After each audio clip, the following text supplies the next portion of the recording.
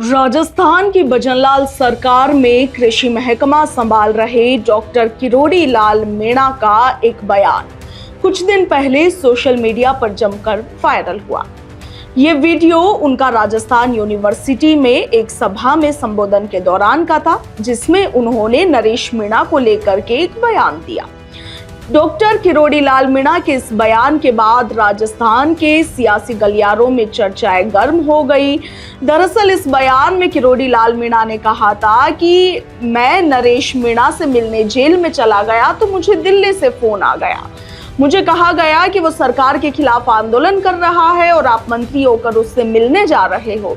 इसके आगे किरोड़ी लाल मीणा ने कहा कि मैंने उन्हें कहा कि मैं तो खुले में मिलकर जा रहा हूं, आप तो चुपचाप वहां बैठकर उसे चुनाव लड़वा रहे हो। मंत्री किरोड़ी लाल मीणा का यह बयान राजस्थान के सियासी गलियारों में तेजी से वायरल हुआ और उसके बाद इस बयान के तरह तरह के मायने भी निकाले गए। इसके बाद से सवाल ये उठा कि आखिर वो कौन लोग थे जिन्होंने नरेश मीणा की चुनावों में मदद की।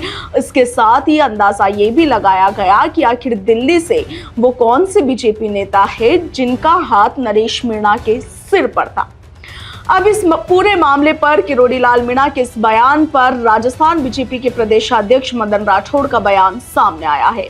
एक निजी चैनल से इंटरव्यू के दौरान मदन राठौड़ ने किरोड़ी लाल मीणा के इस बयान पर कहा कि अब दिल्ली से किसका फोन आया ये तो वो ही बता पाएंगे, हमारे यहाँ से तो किसी ने कोई फोन नहीं किया। वहीं जब पत्रकार ने मदन राठौड़ से पूछा कि नरेश मीणा पर स्टैंड क्या है, चुनाव लड़ने वाली बात पर क्या कहिएगा, तो इसके जवाब में भाजपा प्रदेशाध्यक्ष मदन राठौड़ ने कहा कि हो सकता है कि नरेश मीणा के कोई सहयोगी रहे होंगे जिन्होंने किया होगा, मुझे इसका नहीं पता। मदन राठौड़ ने आगे कहा कि हमारा कोई लेना देना नहीं है, हमारा कोई वास्ता नहीं, कोई लेना देना नहीं, हम अपने बलबूते पर सब चुनाव लड़ते हैं, हमारे पास पूरा सामर्थ्य है और हमने चुनाव जीता है।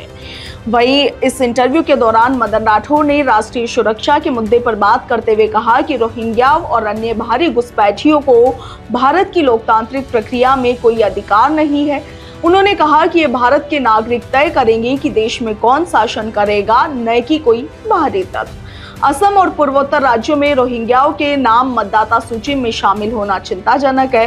वहीं सचिन पायलट को नकारा निकम्मा कहे जाने पर मदन राठौड़ ने कहा कि ऐसे शब्द लंबे समय तक मन पर प्रभाव डालते हैं। विरोध का अधिकार सभी को है, मगर भाषा की मर्यादा और शब्दों का चयन संतुलित होना चाहिए। अशोक गहलोत के बयानों पर पलटवार करते हुए मदन राठौड़ ने कहा कि कांग्रेस वो पार्टी नहीं रही जिसने आजादी की लड़ाई लड़ी थी। महात्मा गांधी जिस कांग्रेस को समाप्त करना चाहते थे, आज उसी के नाम पर राजनीतिक रोटियां सेकी जा रही है। उन्होंने गांधी परिवार पर भी तंज कसते हुए कहा कि महात्मा गांधी से फिरोज गांधी बने, फिर इंदिरा गांधी, फिर राजीव गांधी और अब अशोक गहलोत खुद को राजस्थान का गांधी कहने लगे हैं। उन्होंने गहलोत को सुझाव दिया कि अपने बयानों से पहले जानकारी पक्की कर ले। घरों पर तिरंगा फहराने की अनुमति कोर्ट से मिली है, ये बात भी उन्हें पता होनी चाहिए। खैर, आप देखिए कि किरोड़ी लाल मीणा ने नरेश मीणा को लेकर जो बयान दिया होगा वो कुछ यूं ही तो नहीं दिया होगा। एक मंत्री जब इतना बड़ा बयान देता है तो उसके कई तरीके के मायने होते हैं, आगे पीछे की तमाम जो बातें होती है वो उसमें जुड़ी होती है। और उनके इस बयान पर अब मदन राठौड़ का कहना है कि हमारे यहाँ से तो किसी ने फोन नहीं किया और किसी ने किया होगा तो अब ये तो किरोड़ी लाल मीणा ही बता पाएंगे। इसके साथ ही उन्होंने ये भी कहा कि हमारा नरेश मीणा से कोई लेना देना नहीं है, कोई वास्ता नहीं है। बीजेपी अपने बलबूते पर चुनाव लड़ती है और बीजेपी के पास पूरा सामर्थ्य भी है और चुनाव जीत कर भी दिखाया है। नरेश मीणा को लेकर किरोड़ी लाल मीणा ने जो कुछ कहा था वो वीडियो क्लिप आप सबने भी सोशल मीडिया पर खूब देखी होगी। इसके साथ ही भारत रफ्तार ने भी आपको वो खबर प्रमुखता से दिखाई दी। मगर अब बीजेपी प्रदेशाध्यक्ष मदन राठौड़ का ये बयान एक बार फिर से बड़े सवाल खड़े कर रहा है कि आखिर सही बात क्या है और गलत बात क्या।